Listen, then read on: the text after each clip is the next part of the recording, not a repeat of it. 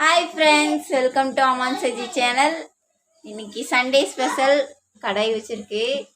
இன்னைக்கு வந்து சில்லி பாருங்க. சில்லி செய்யறது யார் தெரியுங்களா? அதோ எங்கள் வீட்டுக்கார் தான். அவர் தான் சில்லி செய்கிறாரு.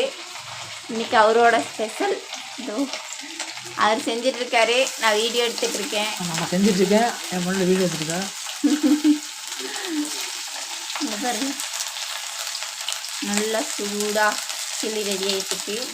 இன்னைக்கு வந்து உலக அதிசயத்தில் ஒன்றா அவரே ரெடி பண்ணுறாரு. அதுதான் நம்ம வீடியோ எடுத்துகிட்ருக்கோம்.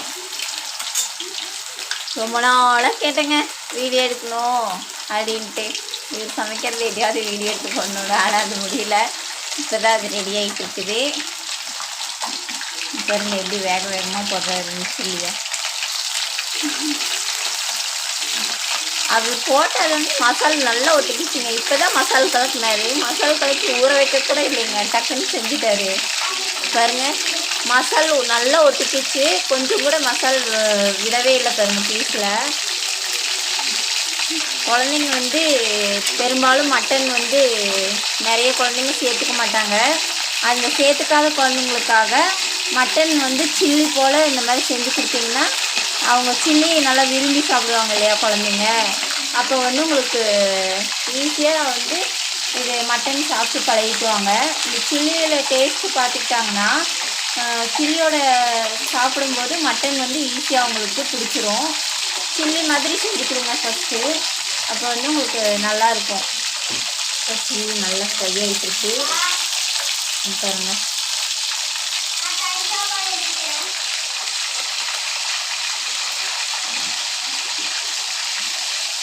சில்லி நல்லா ஃப்ரை ஆகி நல்லா டீப் ஃப்ரை பண்ணணும். இப்போ வந்து நல்லா எண்ணெய் காஞ்சதுக்கப்புறமா போடுங்க சில்லியாக. அப்போ தான் வந்து உங்களுக்கு நல்லா சில்லி வந்து வேகும்.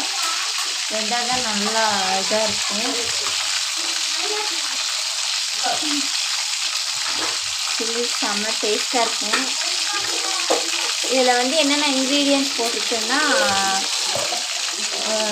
மிளகாத்தூள், உப்பு, அப்புறம் வந்து இஞ்சி பூண்டு விழுது, அதுக்கப்புறம் வந்து ஒரு ஸ்பூன் கார்ன்ஃப்ளவர் மாவு. அதுதான் நம்ம வந்து இந்த இன்க்ரீடியன்ட்ஸ் இருக்குது சில்லிக்கு. அவர் தான் போட்டு பிசைஞ்சு ரெடி பண்ணியிருக்காங்க.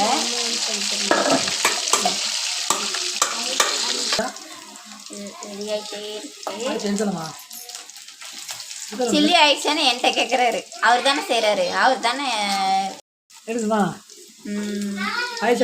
ஓ, ஃப்ரை ஆயிடுச்சு. செம்மையாக ஃப்ரை ஆகிடுச்சு பாருங்கள். மட்டன் ஆனால் நல்லா வெந்திருக்கும். இது வந்து கொஞ்சம் நல்லா எண்ணெய் காஞ்சதுக்கப்புறமா போடுங்க, அப்போ தான் சூப்பராக ஃப்ரை ஆகும். நல்லா மொறுன்னு மட்டன் சில்லி ஃப்ரை ஆகி ரெடி ஆகிடுச்சு. இந்த மாதிரி நீங்களும் ட்ரை பண்ணி பாருங்கள். கிட்ஸுக்கு வந்து இந்த மாதிரி கொடுங்க, கண்டிப்பாக பழகிக்குவாங்க, நல்லா சாப்பிடுவாங்க கண்டிப்பாக.